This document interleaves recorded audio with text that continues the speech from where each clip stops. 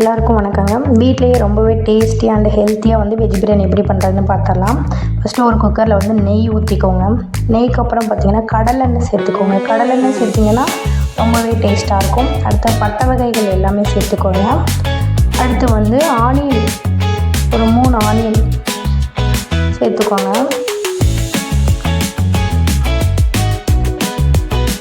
Onion வந்து வதங்கிறதுக்கு மூடி வச்சு வதக்குங்க. அதோட ஃப்ளேவர் வந்து ரொம்ப நல்லாயிருக்கும். இந்த மாதிரி கோல்டன் கலரில் வந்தோடனே நம்ம நெக்ஸ்ட்டு சேர்த்துக்கலாம் தக்காளியை. ஒரு 3 மீடியம் சைஸ் தக்காளி வந்து கட் பண்ணி வச்சு நான் சேர்த்துருக்கேன். தக்காளி வதங்கிறதுக்காக வந்துட்டு கல்லுப்பு சேர்த்துக்கோங்க. கல்லுப்பு சேர்த்திங்கன்னா சீக்கிரம் வதங்கிடும். அப்புறம் பார்த்திங்கன்னா பச்சை மிளகா, ஒரு 2 பச்சை மிளகா மட்டும் சேர்த்துருக்கேன் நான். அடுத்து புதினா மல்லி சேர்த்துக்கோங்க. கிண்டி விட்டுட்டதுக்கப்புறம் இஞ்சி பூண்டு பேஸ்ட்டு சேர்த்துக்கோங்க. இஞ்சி பூண்டு பேஸ்ட்டு வந்து நல்லா வதங்கணும், பச்சை வாசனை போகிற வரைக்கும் நல்லா வதக்கிக்கோங்க. வதக்கினதுக்கப்புறம் வீட்டிலேயே அரைச்ச ஒரு பிரியாணி மசாலா சேர்த்துக்கோங்க. அடுத்து தயிருக்கு அப்புறம் ஒரு ஆஃப் லெமன் புழிஞ்சிக்கோங்க.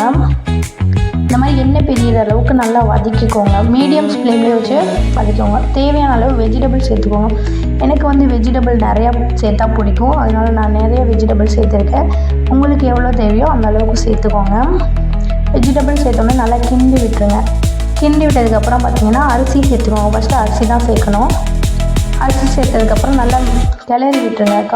காயோடு வந்துட்டு சேர்ந்துக்கிற மாதிரி கிளறி விட்டுட்டு தண்ணி விட்டுட்டு தேவையான அளவு உப்பு போட்டுக்கோங்க. டேஸ்ட்டு பார்த்துட்டு குக்கரை விசில் போட்டு ஒரு 2 விசில் மட்டும் விட்டுருங்க. எப்போதுமே சாதத்துக்கு 2 விசில் தான் இருக்கும். அந்த தம்மை எடுத்தோடனே நெய் லாஸ்ட்டாக கொஞ்சமாக விட்டிங்கன்னா அதோட ஃப்ளேவர் நல்லாயிருக்கும். இந்த மாதிரி கிண்டிக்கணும், வச்சு கொத்தக்கூடாது, கரைஞ்சி வச்சு இந்த மாதிரி கிண்டிட்டு ஒரு பிளேட்டில் அழகாக ஆனியன், எண்ணெய், கத்திரிக்காய், அப்புறம் நம்ம செஞ்ச வெஜ் பிரியாணி வச்சு சாப்பிட்டோன்னா அவ்வளோ டேஸ்ட்டாக இருக்குங்க. 3 சேர்த்து சாப்பிட்டிங்கன்னா அவ்வளோ அருமையாக இருக்குங்க.